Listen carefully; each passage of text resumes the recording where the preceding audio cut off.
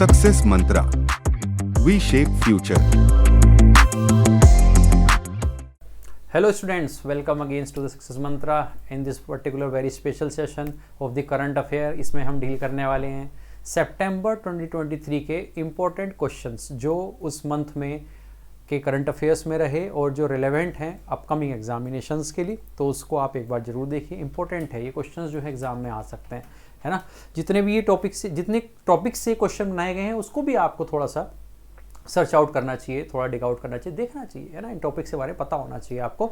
तो उस कुछ जो इम्पोर्टेंट टॉपिक्स थे, लगभग 50 क्वेश्चन का ये सेट है बच्चों। This is our first set for the current affair session 2023-2024 जो कंबाइंड ईयर की अगर हम बात करें तो, क्योंकि लगभग 8 से 9 महीने करंट अफेयर जो है अपकमिंग एग्जाम्स में आता है ना। तो ये जो पहला सेशन है पर्टिकुलरली सितंबर मंथ का है। सितंबर 2023 के जो इंपॉर्टेंट करंट अफेयर से रिलेटेड क्वेश्चंस हो सकते हैं उसको हमने यहाँ पर पोर्ट्रे किया है, ठीक है। तो इसको आप जरूर देखिए, इसमें से क्वेश्चंस आपको मिलेंगे, ये टॉपिक्स या फिर आपको एग्जाम में मिलेंगे, ठीक है।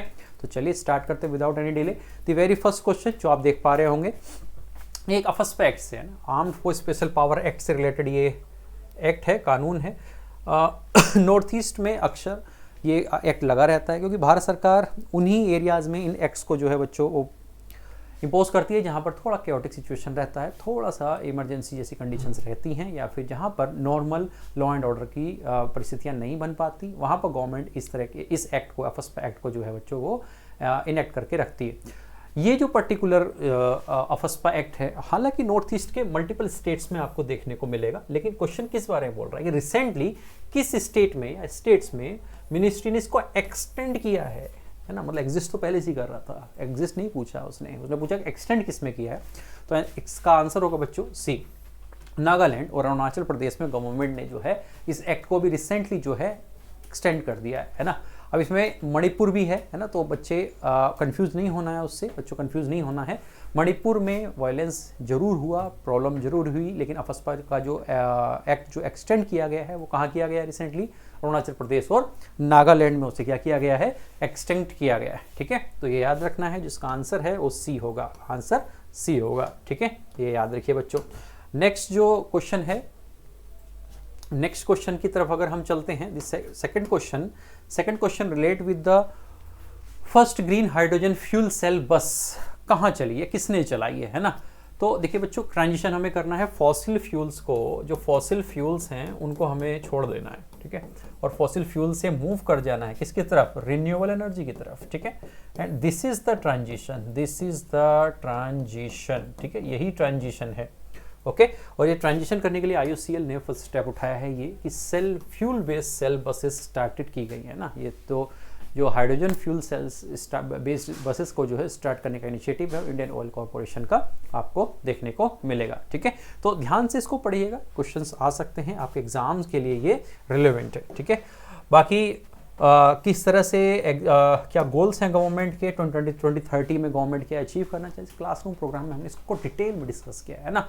ट्रांजिशन, अर्थ समिट, UNFCCC, CBD, इन सबको हमने क्लास में डिटेल में समझा है, ठीक है। नागोया प्रोटोकॉल, ये सब हमने समझे हैं, प्रोटोकॉल्स जो हैं वो सब समझे हैं, मॉन्ट्रियल प्रोटोकॉल, इनको सब में क्लासरूम प्रोग्राम में हमने डिटेल में डिस्कस किया है, तो उसको भी आप देख सकते हैं, उन सेक्शन को भी आप जरूर से एक बार देखिए, है ना। चलिए नेक्स्ट क्वेश्चन की तरफ मूव करेंगे। Next question relate with the what is the name of the Taiwan domestically build submarine, है ना। ताइवान एक नई सबमरीन को उसने रिसेंटली जो है बिल्ड किया। देखो थ्रेट जो चाइना से है ताइवान को, है ना, साउथ चाइना सी में जो कंडीशंस हैं उसमें चाइना अपने आप को डोमिनेट करने की कोशिश करता है ना। और वन चाइना पॉलिसी, तो ये दोनों मुद्दे हमने डिस्कस किए हुए हैं, है ना, one China policy and the South China Sea initiative, है ना। इन दोनों को कंबाइंड करके ही इसका आंसर आप फाइंड आउट कर सकते हैं।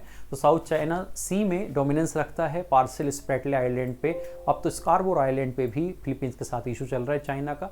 तो उसके चलते साउथ चाइना सी में जो एब्रप्ट राइज है चाइना का, उससे आसपास के सारी कंट्रीज जो हैं वो थोड़े से सहमे हुए हैं। ताइवान को अपना हिस्सा मानता है चाइना और वन चाइना पॉलिसी के अंदर उसे अपना बोलता है, जबकि ताइवान को सपोर्ट है USA का। तो अब देखिए अभी तक जो है न्यूक्लियर डेटरेंस तक मिला हुआ है, शेल्टर मिला हुआ है यूएसए से ताइवान को, लेकिन फिर भी अपने डिफेंस सेगमेंट को स्ट्रॉन्ग करना चाहता है ताइवान, और उसी के चलते उसने हैकुन नाम का एक नई सबमरीन को रिसेंटली डिज़ाइन किया, और उसने बोला कि हम इसको जो है इस तरह की जो डिफरेंट सबमरीन्स और डिफेंस इक्विपमेंट्स हैं उससे अपनी आर्मी को, नेवी को क्या करेंगे, ज़्यादा स्ट्रॉन्ग बनाएंगे, ताकि हम रिटेलिएट कर सकें अगर इमरजेंसी प्रोविज़न देखने को मिलते हैं साउथ चाइना सी में। तो ठीक है, तो इसका आंसर बी होगा।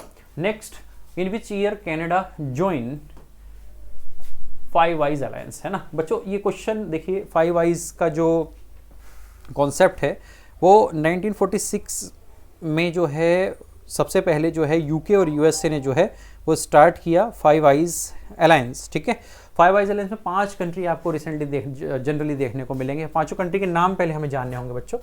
5 कंट्री में पहला एक यूके मिलेगा, एक यूएसए मिलेगा, एक मिलेगा आपको ऑस्ट्रेलिया, और एक मिलेगा आपको कनाडा, और एक मिलेगा आपको न्यूजीलैंड। ठीक है, तो ये 5 कंट्री आपको फाइव आइज में देखने को मिलेंगे। जो पैक्ट स्टार्ट हुआ था बच्चों, इनिशियली उसे ब्रूसा नाम दिया गया था, है ना, ब्रूसा। ठीक है, ब्रूसा। ठीक है, BR stands for Britain, this stands for Britain.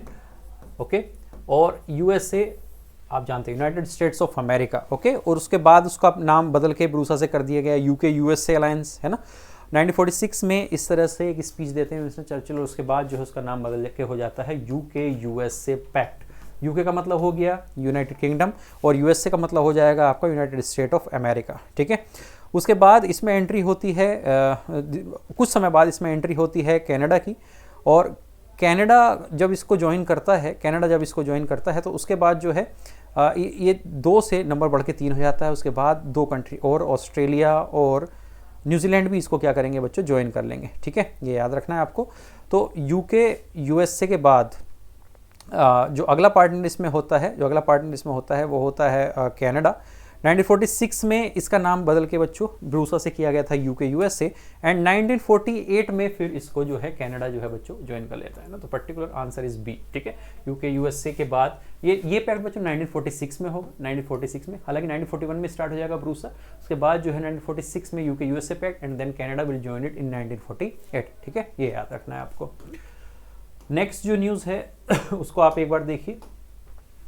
Next जो क्वेश्चन है उसको अटेम्प्ट कीजिए। नेक्स्ट क्वेश्चन है, what is the profession of the renowned person Ajit Ninan who passed away. ठीक है, एक बहुत ही फेमस पर्सनैलिटी थे, पॉलिटिकल कार्टूनिस्ट वो रहे हैं। ठीक है, ये याद रखना है, पॉलिटिकल कार्टूनिस्ट अपने टाइम पे रहे हैं। नाम क्या है, अजीत नीनन। उनका अभी रिसेंटली जो है उनकी डेथ हो गई है। ठीक है, तो ये क्वेश्चन पूछ सकते हैं, है ना, कि एक क्या प्रोफेशन था अजीत नीनन का, है ना। पॉलिटिकल कार्टूनिस्ट वो रहे हैं। ठीक है, तो ये आपको याद रखना है। नेक्स्ट जो क्वेश्चन है, next question, India smart city conclave कहाँ पर हुई है ना। सदाबहार आंसर है इसका, क्योंकि सबसे साफ शहर, सबसे क्लीन सिटी है ना, तो इंदौर में रिसेंटली हेल्ड की गई है स्मार्ट सिटी कॉन्क्लेव, और उसमें इस बार भी जो है इंदौर ही नंबर 1 रहा है। ठीक है, इंदौर को रैंक मिली स्मार्ट सिटी में नंबर 1 की, और स्टेट की बात करें तो एमपी को मिला। ठीक है, तो ये याद रखिएगा, आंसर क्या होगा, इंदौर। अगला जो क्वेश्चन है उसको अटेम्प्ट कीजिए। Next question, elephant festival begin in which state of India. देखो जो एलिफेंट फेस्टिवल है, लेकिन मैं आपको बताना चाहूँगा मध्य प्रदेश में हुआ, Bandhavgarh tiger reserve. Okay, Bandhavgarh tiger reserve. ठीक है ये टाइगर रिजर्व, है ना, लेकिन यहाँ पर ऑर्गेनाइज किया गया है क्या, एलिफेंट फेस्टिवल। क्या ऑर्गेनाइज किया गया, एलिफेंट फेस्टिवल। ठीक है, तो बांधवगढ़ टाइगर रिजर्व में जो कि एमपी में है, ये एलिफेंट फेस्टिवल जो है ऑर्गेनाइज किया गया इंडिया में। ठीक है, ये याद रखना है, तो इसका आंसर होगा सी। नेक्स्ट क्वेश्चन देखिए। नेक्स्ट क्वेश्चन है, who becomes the first female speaker of the Odisha assembly, है ना। एक अपने आप में इतिहास रचने वाली ये न्यूज़ है, प्रमिला मलिक। ठीक है, प्रमिला मलिक जो हैं फर्स्ट फीमेल स्पीकर हैं ओडिशा असेंबली की। तो आंसर क्या होगा, Pramila Malik is the answer. ठीक है, ये याद रखना है, इंपॉर्टेंट फैक्ट है, वुमेन एम्पावरमेंट के अंदर इसे हम कवर करेंगे। अगली न्यूज़ है, व्हाट इज द इंद्रजाल। इंद्रजाल क्या है ना, तो एक इनिशिएटिव है गवर्नमेंट का जो AI इनेबल्ड, ये AI है ना, artificial intelligence, AI stands for the artificial intelligence powered anti drone system, ठीक है, एंटी ड्रोन सिस्टम है इंद्रजाल, ठीक है, इसको यूज करेगी गवर्नमेंट ताकि एक तरह का एंटी ड्रोन सिस्टम हम जनरेट कर सकें, क्योंकि AI इनेबल्ड होगा, खुद से डिसीजन मेकिंग कर पाएगा, ठीक है, काफ़ी इंपॉर्टेंट है, पूछा जा सकता है, आपको पता होना चाहिए बच्चों। नेक्स्ट जो क्वेश्चन है, next question that is India drone शक्ति 2023 इवेंट। इंडिया ड्रोन शक्ति है ना, देखो ड्रोन शक्ति का मतलब है कि ड्रोन्स का एक तरीके से उसको टेस्टिंग करना, उसको दिखाना, उसकी टैक्टिक्स देखना, उनका क्या हमारे पास जो ड्रोन्स हैं उनकी क्या कैपेसिटी है, किस तरह से हम उनको एनहेंस कर सकते हैं, है ना, क्या कैपेबिलिटीज़ हैं उनकी, तो उसको देखने के लिए ये इवेंट ऑर्गेनाइज किया गया। कहाँ किया गया वो पूछा है उसने, 25 सितंबर को हुआ बच्चों, हिंडन एयरवेज पे हुआ। हिंडन एयरवेज आपको पता होना चाहिए, ये आपको यूपी में देखने को मिलेगा गाजियाबाद सेक्शन में, ठीक है, तो आंसर होगा हिंडन एयरवेज 25 सितंबर 2023, इंडिया ड्रोन शक्ति 2023 इनिशिएटिव। नेक्स्ट जो न्यूज़ है, which bank issues Nations first transit card. Transit card का मतलब ये है कि आप मान लीजिए आप रेलवे सफ़र कर रहे हैं, बस से सफ़र कर रहे हैं, एयर फेयर है, तो कोई एक ही कार्ड होगा, सबका पेमेंट उसी से होगा, that is the Nations first transit card, ठीक है। SBI ने इसको रिसेंटली लॉन्च किया है, it's launch by the SBI, important है, क्वेश्चन पूछा जा सकता है, ठीक है, ये याद रखिएगा। अगली न्यूज़ देखो, अगला क्वेश्चन है बच्चों, वरुण 2023 एक्सरसाइज। ये एक्सरसाइज एक नेवल एक्सरसाइज है ना, it's a naval exercise and ये होती है बच्चों फ्रांस और इंडिया के बीच में, है ना, ये होती है फ्रांस और इंडिया के बीच में, इंडिया एंड फ्रांस इसको ज्वाइंटली करते हैं, ठीक है, याद रखना है। इंडिया और फ्रांस के बीच होने वाली जो एयर एक्सरसाइज उसका नाम गरुण है ना, तो गरुण एंड वरुण दोनों जो है ये फ्रांस से रिलेटेड है, एक नेवल एक्सरसाइज है और दूसरी कौन सी है, दूसरी एयर एक्सरसाइज है, ठीक है, ये याद रखिएगा आप। बाकी आसपास की और जो इंपॉर्टेंट कंट्रीज हैं उसके साथ की भी आपको एक्सरसाइज तैयार करनी चाहिए। Which city of India became first solar city. First solar city मिलने का जो टाइटल है वो किस सिटी को मिला है, Khajuraho, Rewa, Jodhpur, Sanchi is the answer. Sanchi stupa नाम जरूर सुना होगा आपने, है ना, सांची का स्तूप काफ़ी फेमस है, बुद्धिस्ट स्तूप, तो वहीं पर सांची को ही पहला फर्स्ट सोलर सिटी का जो है वो टाइटल दिया गया है, ठीक है, याद रखना है, the very first solar city of India is Sanchi. Next GI tag है ना, अत्रेपुरम पूथरेकुलू है ना, ये एक डिश है ना, एक डिश है, एक स्वीट डिश है ना, खाने में मिठाई जैसी। पूछा है ये तमिलनाडु की मेजरली है ना, तमिलनाडु में आपको ये मिलेगी और किससे बनती है ना, ये किससे बनती है, तो बच्चों ये राइस एंड जैगरी है ना, चावल और गुड़ से मिलकर ये बनाई जाती है, ठीक है, ये याद रखना है। एक तरह का उसे GI टैग मिला हुआ है, इस बार का GI टैग मिला है इसको, ओके, तो राइस एंड जैगरी से मिलकर ये बनती है।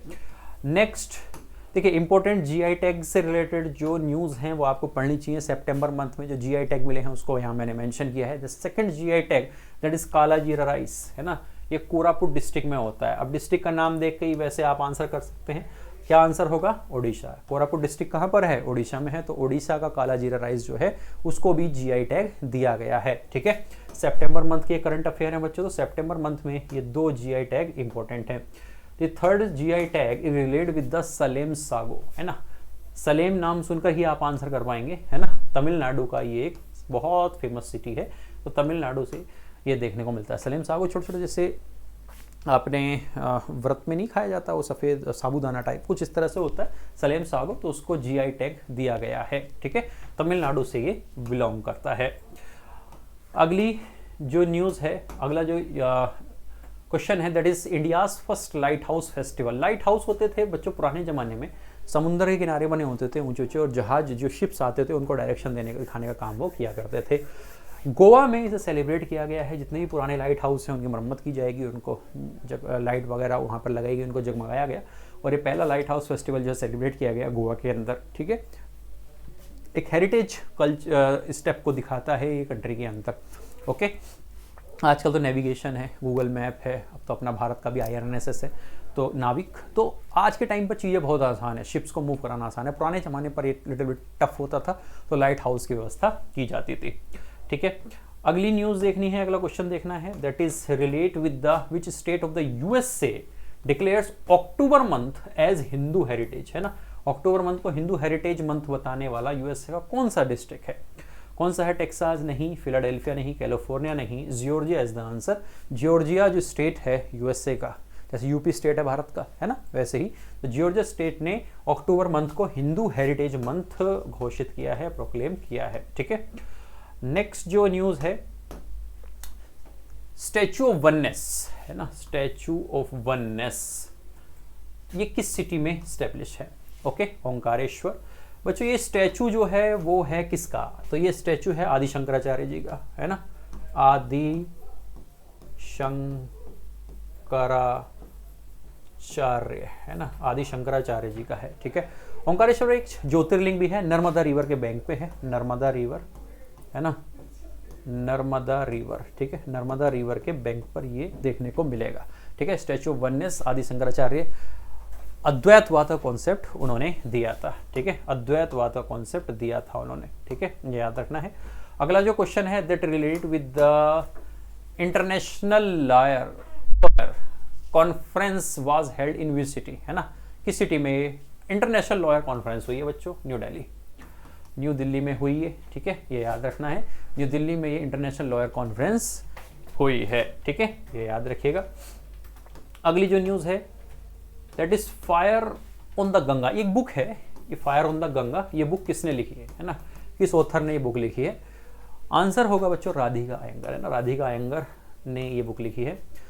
बनारस के घाट, उसके आसपास जो चिताएं जलती हैं, है ना, तो ऐसा लगता है जैसे गंगा में आग लगी हुई है, तो उसको कॉन्टेक्स्ट बना के ये बुक उन्होंने लिखी हुई है, फायर ऑन द गंगा। ठीक है, ये याद रखना है। जो क्रेमेशन होता है on the bank of Ganga, उसको दिमाग में रख के ये बुक उन्होंने लिखी है।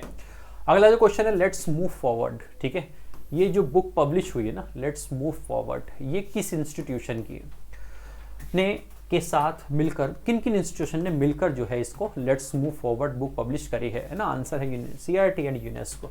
एजुकेशन के लिए काम करता है यूनेस्को, और एनसीईआरटी कंट्री के अंदर जो है वो आप जानते होंगे सीबीएसई का सिलेबस हो या कोई भी जो इम्पोर्टेंट बुक है जो स्कूल्स में पढ़ाई जा रही है, उसमें एनसीईआरटी ही सिलेबस जो है डिज़ाइन करता है। तो लेट्स मूव फॉरवर्ड के अंदर न्यू एजुकेशन पॉलिसी को दिमाग में रखते हुए, उसका कॉन्टेक्स्ट को ध्यान में रखते हुए इस बुक को डिज़ाइन किया है एनसीईआरटी ने यूनेस्को के साथ मिलकर। ठीक है, ये याद रखना है।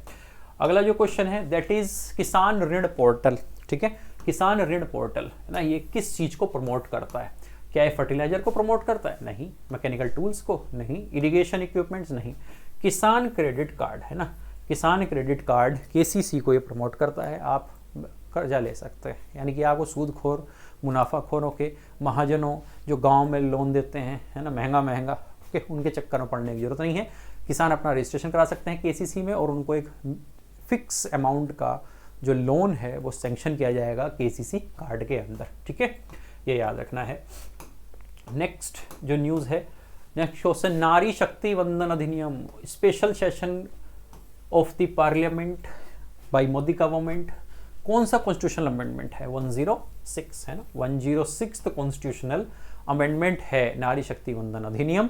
ओके, दोनों हाउस से पास हो चुका है, द्रौपदी मुर्मू जी इस पे साइन करी हुई हैं, और ये जो नेक्स्ट डिलिमिटेशन होगा 2026 में, है ना, जो कि रेस्ट्रिक्टेड है अभी तक, तो उसके बाद से ये लागू हो जाएगा, जिसमें 1/3 seats of the Lok Sabha and legislative assembly will be reserve for the female candidate. ठीक है, ये याद रखना है, तो वहां पर ये देखने को आपको मिलेगा।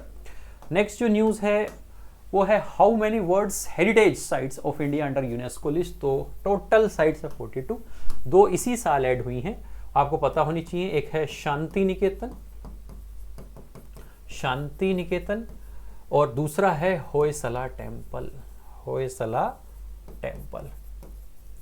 ठीक है, तो ये दोनों जो हेरिटेज साइट्स हैं यूनेस्को की लिस्ट के अंदर हैं। ठीक है, जो अभी इस साल ऐड हुई हैं। ठीक है, टोटल 42 हैं। ओके, चलिए। अच्छा, क्रिएटिव सिटीज़ में भी 2 शहर शामिल हुए हैं, मैं आपको बताया। तो क्रिएटिव सिटीज़ में जो 2 शहर आए हैं, क्रिएटिव सिटीज़ की लिस्ट बता रहा हूँ मैं, क्रिएटिव सिटीज़ की लिस्ट, है ना, तो उसमें जो 2 नए शहर आए हैं, एक आया है ग्वालियर, है ना, ये यूनेस्को की ही लिस्ट है ये वाली भी, ये दूसरी हेरिटेज साइट की लिस्ट है, ये क्रिएटिव सिटीज़ की लिस्ट है। एक आया है इसमें ग्वालियर, और दूसरा इसमें आया है कोझिकोड, कोझिकोड। ठीक है, तो ये दोनों शहर भी आपको याद रखने चाहिए, क्रिएटिव सिटीज़ की लिस्ट में आए हैं। 6 पहले से ही थे, 2 और आगे 8 हो गए। यहाँ पर 40 पहले से ही थे, 2 नए आए तो हो गए 42। ठीक है, ये याद रखना है। नेक्स्ट क्वेश्चन देखिए बच्चों, when was old parliament of India was inaugurated?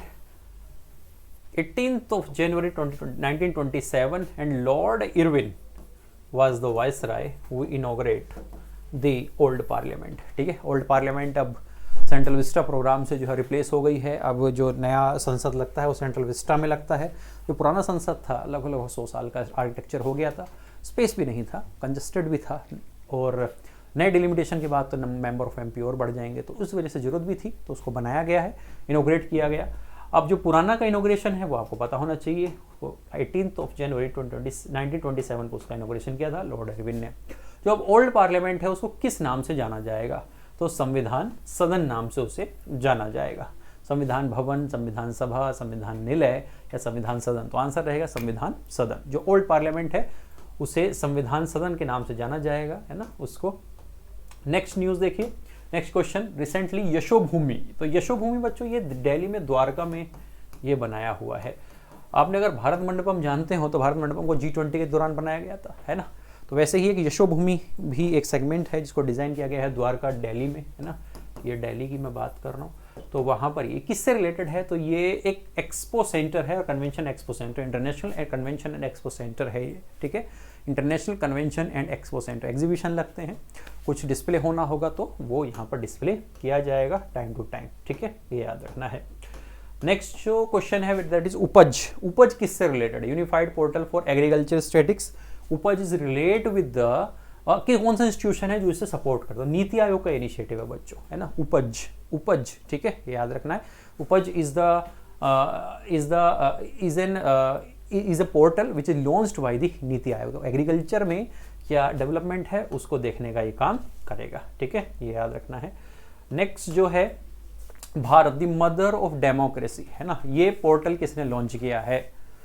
Ministry of culture का इनिशिएटिव बच्चों, ministry of culture is the answer. Ministry of culture ने the mother of democracy portal को जो है लॉन्च किया है ना, टूरिज्म को प्रमोट करने के लिए, है ना, और कल्चर को प्रमोट करने के लिए ये एक जॉइंट इनिशिएटिव है दोनों मिनिस्ट्रीज का। ठीक है, ये याद रखिए। नेक्स्ट क्वेश्चन जो देखने को मिलेगा वो देखने को मिलता है राष्ट्रीय पोषण माह। सितंबर मंथ का करंट अफेयर हम कर रहे हैं, तो आंसर क्या होगा? सितंबर 2023। लेकिन यहाँ तो पता है ना सितंबर मंथ है, एग्जाम में तो नहीं पता होगा। तो राष्ट्रीय पोषण माह सितंबर रहा। सितंबर को गवर्नमेंट ने राष्ट्रीय पोषण माह, माह मतलब मंथ होता है, राष्ट्रीय का मतलब नेशनल, पोषण का मतलब है न्यूट्रिशन, नेशनल न्यूट्रिशन मंथ की अगर हम बात करें तो वो सितंबर रहा है। सितंबर 2023 को गवर्नमेंट ने राष्ट्रीय पोषण माह का दर्जा दिया है। नेक्स्ट जो है news, where is the headquarter of the African Union. African Union का जो हेडक्वार्टर है वो कहाँ है? अदिस अबाबा, है ना, अदिस अबाबा इथियोपिया में ये आपको देखने को मिलेगा, headquarter of the African union. ठीक है, अफ्रीकन यूनियन का जो हेडक्वार्टर है अदिस अबाबा में देखने को मिलेगा। ये अफ्रीकन यूनियन न्यूज़ में कहाँ से आया? G20 की जो मीटिंग हुई ना सितंबर में हुई, अब उसमें एक नया मेंबर ऐड हो गया, तो अब टोटल 21 हो गए मेंबर। ठीक है, और जो नया 1 ऐड हुआ है that is African Union. African union उसका मेंबर है। यूरोपियन यूनियन तो पहले से उसका मेंबर है। ठीक है, 19 कंट्री और एक यूरोपियन यूनियन पहले से मेंबर थे, अफ्रीकन यूनियन नया हो गया, तो अब मेंबर हो गए हैं 21। और उसका हेडक्वार्टर जो अफ्रीकन यूनियन का अदिस अबाबा, है ना, इथियोपिया की कैपिटल भी है। नेक्स्ट है India middle east European corridor, IMEC। ये किसका आउटपुट है? इसका आउटपुट ऑफ G20 ना, G20 का आउटपुट है। क्या करने वाले हैं इसमें? तो देखो, इंडिया से शिप्स के थ्रू जाएंगे कहाँ? यूएई से ट्रेन के थ्रू सामान ले जाएंगे इजराइल तक, इजराइल से फिर से शिप पे डाल देंगे और ले जाएंगे ग्रीस तक, और ग्रीस से फिर ले जाएंगे आगे यूरोप तक बाय रोड और बाय ट्रेन। ठीक है, this is the IMEC, India middle east European economic corridor. ठीक है, ये कहा जा रहा है कि ये बेल्ट रोड इनिशिएटिव या OBOR का एक ऑल्टरनेटिव हो सकता है नहीं, ऐसा नहीं बोल रहा, हो सकता है। ठीक है, नेक्स्ट न्यूज़ देखिए। नेक्स्ट क्वेश्चन है दैट इज व्हाट इज आरोग्य मैत्री क्यूब। ये क्या है? It's a portable disaster road initiative, नहीं। पोर्टेबल डिजास्टर हॉस्पिटल, यस, ये भी नहीं, ये भी नहीं। इसका आंसर होगा C, ये पोर्टेबल डिजास्टर हॉस्पिटल है ना। 72 ऐसी क्यूब्स हैं, क्यूब्स फॉर्म में छोटी छोटी, अगर उन 72 क्यूब्स को मिला दीजिए तो एक पूरा हॉस्पिटल बनकर तैयार हो जाता है। ठीक है, तिरुवनंतपुरम बेस्ड एक ऑर्गेनाइजेशन है, उसने इसको बनाया है और उन्होंने डिस्प्ले किया इसको कहाँ पर, गुरुग्राम में। कहाँ इसे डिस्प्ले किया उन्होंने, तो गुरुग्राम में इसे उन्होंने डिस्प्ले किया है। ठीक है, गुरुग्राम में इसे डिस्प्ले किया, डिस्प्ले उन्होंने किया इसे गुरुग्राम में। ठीक है, ये याद रखना है। 72 क्यूब्स हैं, उसको आप मिला दीजिए, हॉस्पिटल बनकर तैयार हो जाएगा। तो मान लीजिए कहीं डिजास्टर आ गया पहाड़ों पे, आज तुरंत आपको हॉस्पिटल बनाना है, इन क्यूब्स को ले जाइए, असेंबल कीजिए, हॉस्पिटल तैयार हो जाएगा। ठीक है, याद रखना है। नेक्स्ट क्वेश्चन देखिए, नेक्स्ट क्वेश्चन है व्हाट इज महेंद्रगिरी। एक तरह का वॉरशिप है ना, इट्स अ वॉरशिप, ड्रोन नहीं है, एग्रीक्राफ्ट नहीं है, मिसाइल नहीं है, इट्स अ वॉरशिप। ठीक है, ओके। महेंद्रगिरी, विंध्यगिरी, उदयगिरी, दूनागिरी, ये जो हैं ये वॉरशिप हैं, इंडियन नेवल शिप्स हैं इंडियन नेवी के।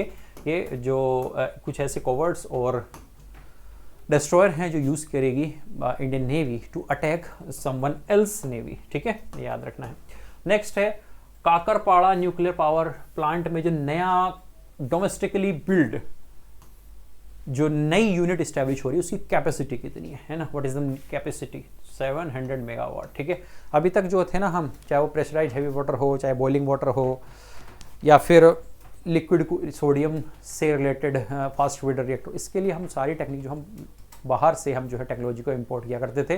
पहली बार है जब हमने 100% फुल्ली डोमेस्टिकली बिल्ड टेक्नोलॉजी के थ्रू जो है कोई न्यूक्लियर पावर प्लांट ऑपरेट किया, that is Kakrapar nuclear power plant की जो नेक्स्ट 3rd यूनिट है उसको हमने बनाया है। कहाँ है ये न्यूक्लियर पावर प्लांट काकरपाड़, गुजरात में। कहाँ पर है, गुजरात में। ठीक है, कहाँ पर है, गुजरात में है। और जो नई यूनिट लग रही है वो कितनी कैपेसिटी की लग रही है, 700 मेगावाट, 700 मेगावाट। नेक्स्ट क्वेश्चन देखो, prep scheme, promotion of research and innovation, pharma Meditech. Pharma Meditech, answer क्या होना चाहिए, हेल्थ मिनिस्ट्री, नहीं, ये नहीं है इसका आंसर। इसका आंसर है ministry of chemical and fertilisers. ठीक है, ministry of chemical fertilisers ministry ने इसे जो है लॉन्च किया है। मनसुख मांडविया जो हैं इसके मिनिस्टर, हालांकि वो हेल्थ मिनिस्टर भी हैं, उन्होंने इसको लॉन्च किया। ठीक है, ये याद रखना है। नेक्स्ट क्वेश्चन देखिए, what is the Malviya mission. Malviya mission तो टीचर ट्रेनिंग प्रोग्राम है। ये क्या है, एक तरीके का टीचर ट्रेनिंग प्रोग्राम है, टीचर्स को इसमें ट्रेन किया जाएगा। ठीक है, तो ध्यान देना है बच्चों, ये क्वेश्चंस पूछे जा सकते हैं, they are highly anticipated in your upcoming examination. Who appointed as the chairman of the Press trust of India. Press trust of India, PTI के नए चेयरमैन कौन बने हैं, है ना, KN संत कुमार, है ना, ये नए पीटीआई के चेयरमैन अपॉइंट किया गया है इनको। ठीक है, भारत सरकार ने इनको नया चेयरमैन अपॉइंट किया है पीटीआई का, प्रेस ट्रस्ट ऑफ इंडिया का। नेक्स्ट क्वेश्चन देखिए, who appoint as the director of the ED, enforcement directorate का, राहुल नवीन, है ना, Rahul Navin is the new ED director. ठीक है, इनको अपॉइंट किया, होम मिनिस्ट्री के अंदर ऑपरेट करती है ईडी। सुना होगा आपने, ईडी ने यहाँ छापा मारा, ईडी ने वहाँ छापा मारा, एनफोर्समेंट डायरेक्टरेट तो यही है। Okay, prevention of money laundering act के अगेंस्ट पर काम करती है। Who appoint as the DG of the Akashvani. Akashvani की डीजी कौन है, ठीक है, ओके, वसुधा गुप्ता। ठीक है, वसुधा गुप्ता को ये अपॉइंटमेंट दिया गया है। ठीक है, सी इज द आंसर। अगला क्वेश्चन देखो बच्चों, अगला क्वेश्चन है who appoint as the president of film and FTII, film and television institute of India. FTII के नए चेयरमैन कौन बने हैं, कौन बने हैं, तो R माधवन। कौन बने हैं बच्चों, R माधवन। देखा होगा आपने इनको मूवी में, है ना, 3 इडियट्स में, है ना, या फिर रहना तेरे दिल में, ऐसी बहुत सारी मूवी इन्होंने करी है। तो R माधवन को जो है ये अवार्ड, सॉरी ये पोस्ट जो है दी गई है, FTII के नए प्रेसिडेंट होंगे वो। अगला जो क्वेश्चन है, who appointed as the president of the PIB, press information bureau. Manish Desai को ये कमान सौंपी गई है कि वो नए प्रेसिडेंट होंगे PIB के। ठीक है, तो ये कुछ क्वेश्चंस हैं जो बहुत रिलायबल फर्म्स हैं, गवर्नमेंट की फर्म्स हैं, उस पर अपॉइंटमेंट से रिलेटेड है। हु गेट द प्रेस्टिजियस शस्त्र रामानुजम प्राइज। इस साल का शस्त्र रामानुजम प्राइज ये मैथमेटिक्स में दिया जाता है, मैथ्स में दिया जाता है। ठीक है, तो ये दिया गया है रुक्जियांग ज़ेंग को। किसे दिया गया है इस साल, रुक्जियांग ज़ेंग को ये अवार्ड दिया गया है। कौन सा अवार्ड है, शस्त्र रामानुजम प्राइज। ठीक है, शस्त्र रामानुजम प्राइज। ध्यान से देखिएगा, ये क्वेश्चंस आपके एग्जाम्स के लिए बहुत इंपॉर्टेंट है, इसमें से कुछ क्वेश्चंस आपको जरूर मिलेंगे। विच actress got Dada Saheb Phalke life time achievement award. Waheeda Rehman को दिया गया है। किसे दिया गया है, वहीदा रहमान को इस साल का जो है Dada Saheb Phalke life achievement award जो है दिया गया है। ठीक है, एक अदाकारा हैं, पुरानी समय में बहुत अच्छी अदाकारा रही हैं। अगला, हु गॉट नॉर्मन बारलॉग प्राइज, है ना। नॉर्मन बारलॉग कौन थे? तो ये ग्रीन रिवॉल्यूशन वर्ल्ड वाइड इन्होंने स्टार्ट किया। वर्ल्ड वाइड की बात कर रहा हूं मैं, है ना, क्योंकि घर में तो MS स्वामीनाथन है ना। तो वर्ल्ड वाइड इन्होंने ये ग्रीन रिवॉल्यूशन स्टार्ट किया। स्वाति नायक को अवार्ड दिया गया, स्वाति नायक को अवार्ड दिया गया है। नॉर्मन बारलॉग फील्ड अवार्ड 2023 से उनको नवाजा गया है। ठीक है, ये याद रखना है। अगला जो क्वेश्चन है वो है which Indian receive 65th Raman Magsaysay award. देखो ये सभी लोग हैं, इन सभी लोगों को रमन मैगसेसे अवार्ड दिया गया है इस साल का 2023 का। भारत के कौन है? नाम सी यहाँ रवि कनन, है ना। रवि कनन जो इंडियन हैं, इनको 65th रमन मैगसेसे अवार्ड दिया गया है। ठीक है, इसे एशिया का नोबेल प्राइज ही बोला जाता है। फिलीपींस के जो एक्स प्रेसिडेंट रहे हैं रमन मैगसेसे, उनके नाम पर यह अवार्ड दिया जाता है। ठीक है, ये याद रखना है। अगला देखो, what was the theme of Hindi दिवस। हिंदी दिवस की थीम क्या थी इस बार? तो traditional knowledge to artificial intelligence. This is the theme of the Hindi Diwas this year. ठीक है, कि ट्रेडिशनल नॉलेज को से आर्टिफिशियल इंटेलिजेंस तक का जो सफ़र है वो तय करेगा हिंदी, है ना। लिटरेचर हो चाहे इसमें लिखना पढ़ना हो, सब उसके अंदर काउंट होगा। अगला, what was the theme of the world ozone day. जब ओजोन डे आता है, मैंने पढ़ाया क्लासरूम प्रोग्राम में भी, मॉन्ट्रियल प्रोटोकॉल दिमाग में आना चाहिए। ठीक है, fixing the ozone layer and the reducing the climate change, है ना। तो मॉन्ट्रियल प्रोटोकॉल जो है उसको लागू करने की बात करी गई है, वही इस बार का थीम भी रहा 2023 के वर्ल्ड ओजोन डे का। ठीक है, तो ये इंपॉर्टेंट है, इसको देखना है। The last question of today's session, what was the theme of the world tourism day, है ना। वर्ल्ड टूरिज्म डे का इस बार का थीम क्या रहा है ना। लास्ट क्वेश्चन है। पहला क्वेश्चन ऑप्शन पढ़िए, tourism and green initiative, tourism and green investment, tourism and green collaboration, tourism and green cooperation. Answer is B, tourism and green investment. ठीक है, इसको लेकर बात की गई है। आंसर क्या होगा? बी होगा। ठीक है, तो बच्चों ये कुछ क्वेश्चंस थे जो बहुत इंपॉर्टेंट थे, है ना। सितंबर मंथ के थे और ये पूछे जा सकते हैं, आपको ये सब पता होने चाहिए। ठीक है, देखिए इससे रिगार्डिंग जो हमारा नेक्स्ट सेशन होगा उसमें हम अक्टूबर नवंबर के करंट अफेयर क्वेश्चंस लेके आएंगे आपके लिए।